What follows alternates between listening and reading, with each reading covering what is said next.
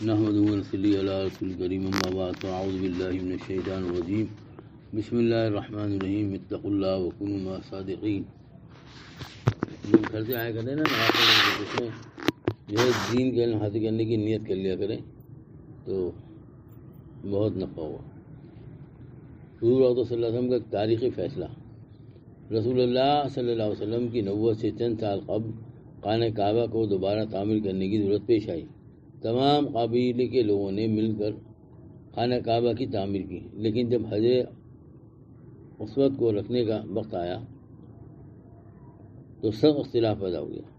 ہر قبیلہ چاہتا تھا کہ اس کو یہ شرف حاصل ہو، لہذا ہر طرف سے تلواریں کھنچ گئیں اور قتل و خون کی نوبت آ گئی.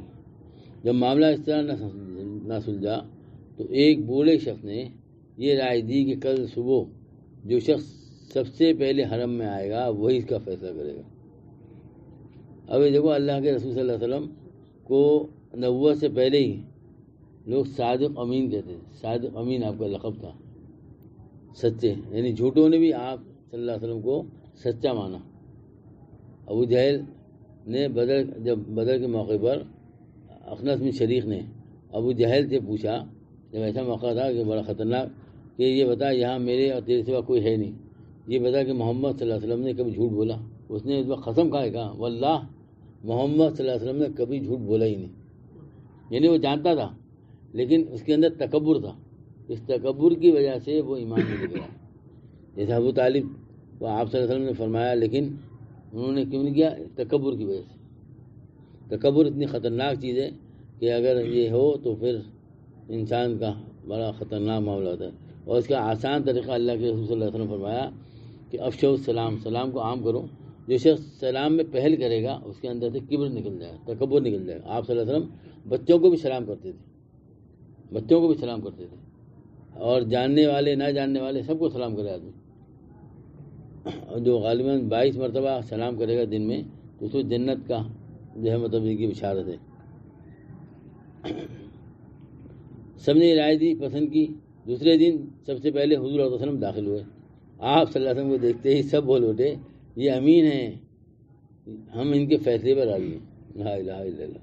آپ صلی اللہ علیہ وسلم نے ایک چادر منگوائی اور حجر اسود کو اس پر رکھا، اور ہر قبیلے کے سردار سے چادر کے کونے پکڑوا کر اس کو کعبے تک لے گئے اور اپنے ہاتھ سے حجر اسود کو اس کی جگہ رکھ دیا.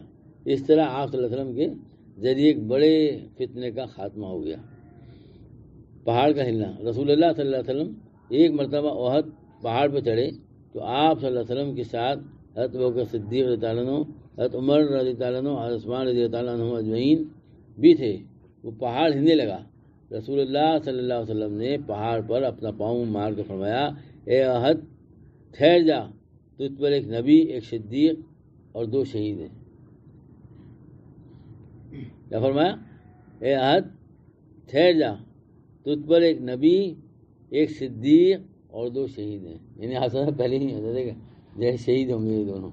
لا الہ الا اللہ. اور عجیب بات یہ جب وہ غزوہ بدر، غزوہ احد کے موقع پر جو ہے کہ اس کا جو ہے بہت جو ہو گیا تھا نا، جو ہے صحابہ تعالیٰ سمجھے نہیں تھے، اور وہ جو ہے وہ غنیمت جمع کرنے کے لیے روئے، تو پھر وہ کفار نے حملہ کیا تھا تو آپ صلی اللہ علیہ وسلم کو بھی زخمی ہو گئے تھے. تو حضرت صدیق جو ہے وہ تلوار نکل کے آگے جانے لگے.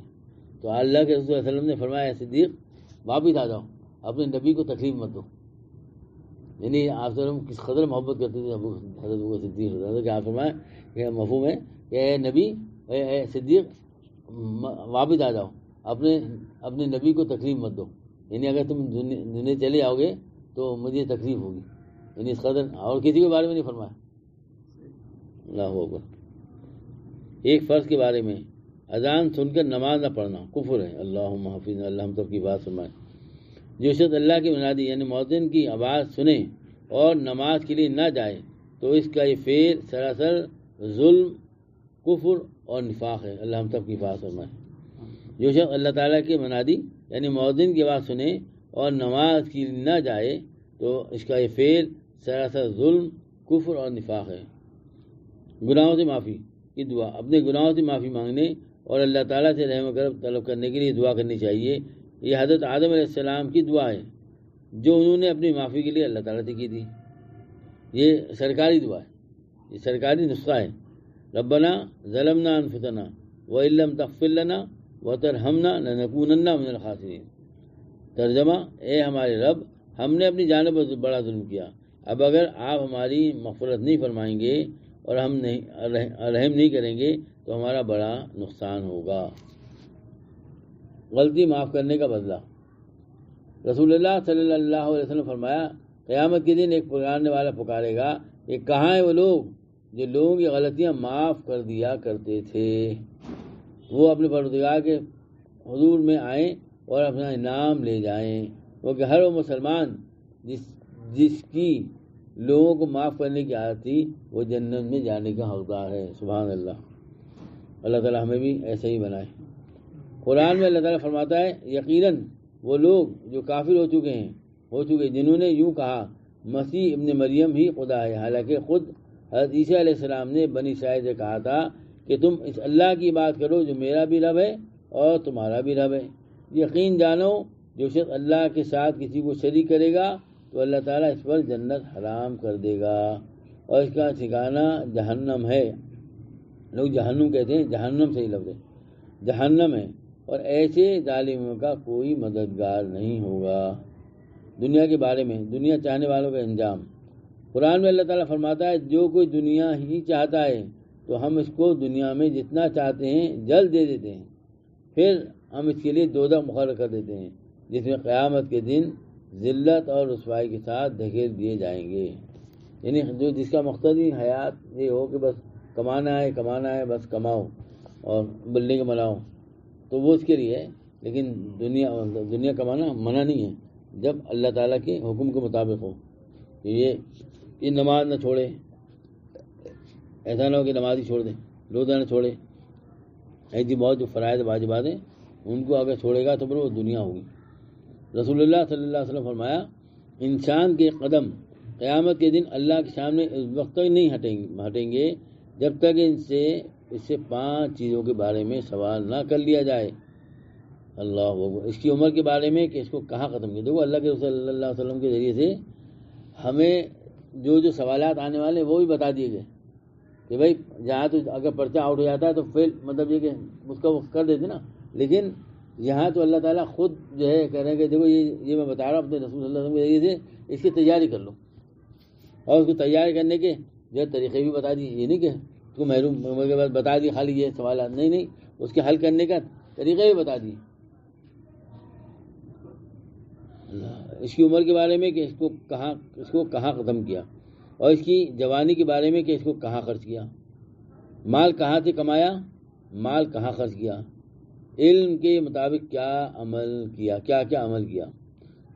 انار سے علاج لو بھائی، انار سے علاج. رسول اللہ صلی اللہ علیہ وسلم فرمایا، انار کو اس کے اندرونی چھلکے سمیت کھاؤ. اوپر سے ہوتا ہے نا خالی چھلکا ہوتا ہے نا، اوپر نکالو تو سفید چھلکا ہوتا ہے. چھلکے سمیت کھاؤ کیونکہ یہ معدے کو صاف کرتا ہے. لو سبحان اللہ. مسند احمد. فائدہ. علامہ ابن قیوم رحمۃ اللہ علیہ فرماتے ہیں کہ انار جہاں معدے کو صاف کرتا ہے وہیں پرانی کھانسی کے لیے بھی بڑا کارآمد پھل ہے. اور اس کا جو چھلکا جو اوپر والا ہوتا ہے نا، اس کے بال کیا اگر پانی پیا جائے اگر پیٹ میں کیڑ ہو تو وہ نکال دیتا. رسول اللہ صلی اللہ علیہ وسلم فرمایا، دوسروں کی عورتوں سے دور رہو، تمہاری عورتیں بھی پاک دامن رہیں گی. اپنے والدین کے ساتھ حسن سلوک کرو، تمہاری اولاد بھی تم سے حسن سلوک کرے گی. اللہ تعالیٰ عمل کی توفیق عطا فرمائے. سبحان اللہ وبحمدہ، سبحان اللہ العظیم، سبحانک اللہم وبحمدک، نشہد ان لا الہ الا انت نستغفرک. جزا اللہ تعالی عنہ محمد صلی اللہ علیہ وسلم. یا اللہ یا رحمن یا رحیم.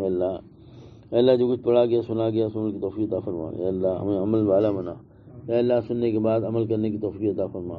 یا اللہ ہم سب کو جس فرما لے، اپنا دوست بنا لے، دوستی کے قطع انتہا تک ولی صدیقہ بنا دے. اللہ دونوں جہاں کی عافیت کاملہ نصیب فرمائی. آپ ہمارے ہو جائیے، ہمیں اپنا بنا. اے اللہ حلال کشادہ روزی عطا فرمائی، برکت والی روزی عطا فرمائی.